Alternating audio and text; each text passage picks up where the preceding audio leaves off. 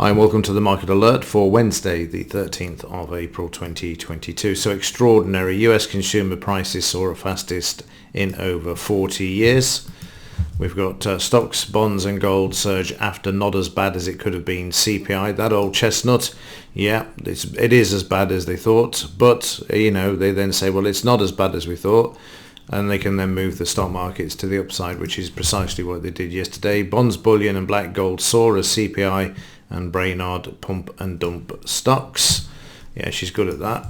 And stocks erase CPI spike and gains. Yield curve steepens after Brainard's comments. So yeah, it came out as forecast, and owing to a blinding headache yesterday morning, I made a complete cock up with the figure. So let me just correct this. This is the month-on-month increase, not a displacement of the decimal point, which I mentioned yesterday. So the previous was an increase of 0.8 or 0.8% increase. It was forecast of a month increase of 1.2. It came out at 1.2, which is complete nutter nonsense, isn't it? Now I'm actually seeing this with a clearer head this morning. 1.2% increase for April. I suppose it's big when you consider that they kept the rate of inflation below 2% for God knows how many years, 10, 15 years, but then that's easy to do when you massage the figures, isn't it? For some unknown reason, they're allowing this to move, and obviously it's to try and deflate or rather inflate the prices, so it deflates the actual debt. So yeah, anyway, that was yesterday. Today it's the UK's turn, and we have the CPI figures, and you see these are year on year, which is what threw me. This is 6.7 forecast, 6.2 previous, not a great deal there, 0.5% increase. We'll see at 7 a.m. and unfortunately, of course, the alert will be arriving after that due to the time it takes to record, set up, etc., and then edit and render. Okay, let's move on. So and get it to you as quickly as possible. We'll start off with the Dow. Yesterday, this down eventually, but only after Brainard spoke. So let's have a look at the 30-minute chart to see this. The market moved up strongly all the way in the morning, and so did the DAX. There was no stopping it from moving, and putting in nearly 600 points yesterday before the market then corrected and moved lower when Brainard spoke. Market recovering overnight. Got a new low down here as the market at the moment is miles away from it and heading up to the 200 MA and back to yesterday's high. Seems to be on the cards there at the moment.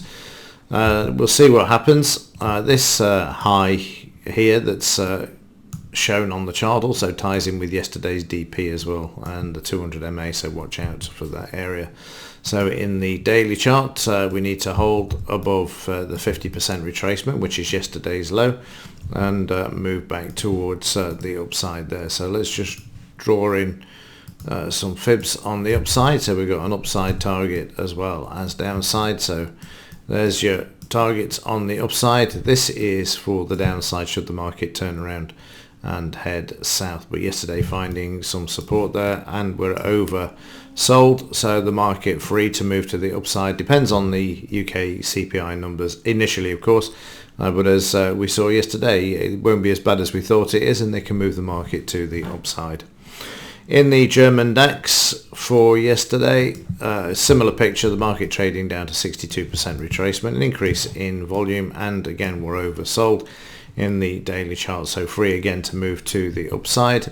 In the 30-minute chart, as we spoke of yesterday, get the market up as high as you can before the CPI numbers. Well, they did, but the market then continued for another 100 points higher in the DAX after the release of the CPI numbers, and then the market retraced and then it went short, and I sold short on this in the afternoon as it came back, and the divergence started to come off. Picked up 130 odd points on this one trade. Got out in the evening when the market dropped down to the 14,000 level. Got out at 14.11. 14,011 as the market put in some demand there just after dinner last night.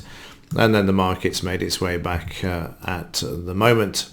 In the 5-minute chart, as I say, yesterday, get the market up as far as you can and as high as you can, so that I'm in the wrong chart there. It's the 5-minute. That's what we're after. Get the market up as much as you can. They sold off in the futures, and then they did an 89% retracement, and then the market just kept moving all the way to the upside. I missed out on this, as I said earlier. I had a blinding headache and otherwise occupied. But then we had the release of the CPI numbers, not as bad as we thought they were going to be. Narrative market came back, and then when it went back up to here, I sold into this and then held it through until we made our way down, until we got to the 14,000 level down here, and then took the profits off the table as it started to come back. But sat through these retracements because Brainard has this gift of sending the market lower, and it was just a beautiful setup there. I could have actually sold more into it, but I was, like I say, I'd knocked off and I was just watching it on the mobile phone, and then when we got down to 14,000, took the money off the table. In the currencies for yesterday, it was an interesting one. The yen continues to move to the upside. It's got to take out that 89% retracement. Very narrow range and a lot of supply yesterday. It looks like they were absorbing what was coming into the market at this level as well. So expect it to break through today. There's your intraday look. It was just sideways for the yen, and then of course the inflation numbers came out. The dollar shot up. The pound went up and the yen went down, but it soon fought back and then sold off again till we got oversold. Then the market was able to move higher, and that's what it's done overnight.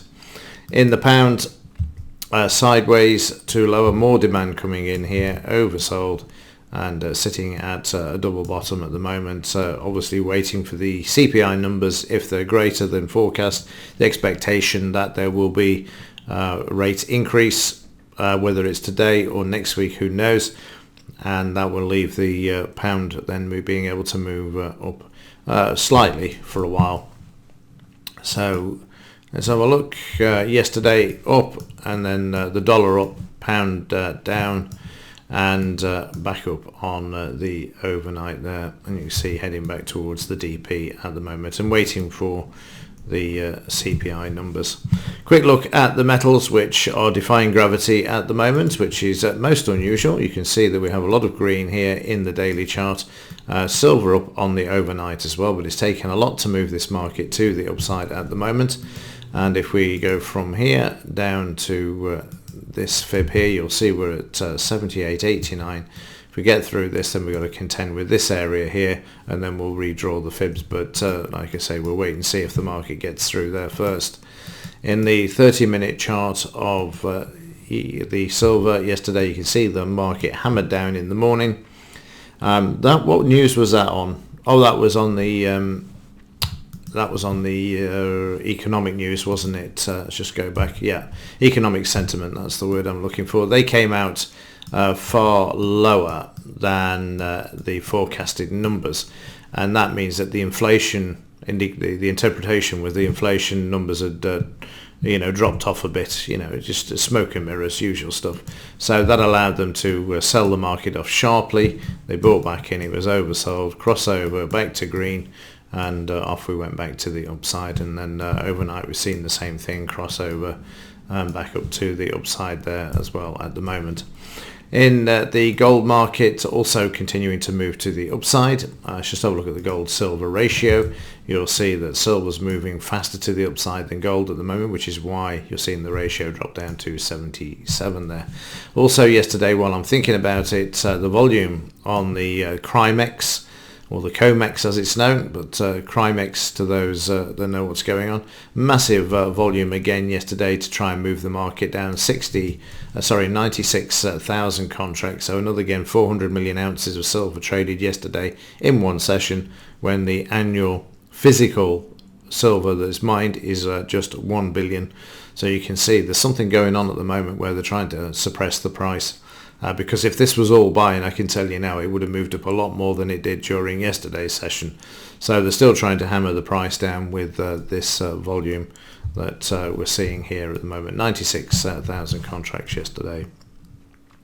So let's have a quick look at, I'll find it in a second, there we go. Quick look at the oil market, which is continuing to move to the upside as well. This reversed yesterday, as we saw in the headline. As soon as Brainard spoke, oil turned around, moved back above $100, 104 at the moment.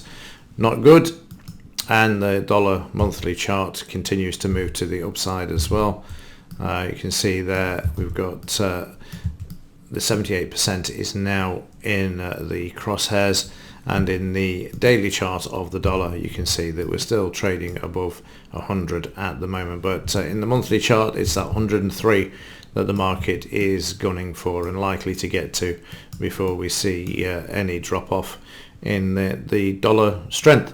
The good news is, of course, though, that silver is actually rising with the dollar at the moment, so it's become disconnected at this point.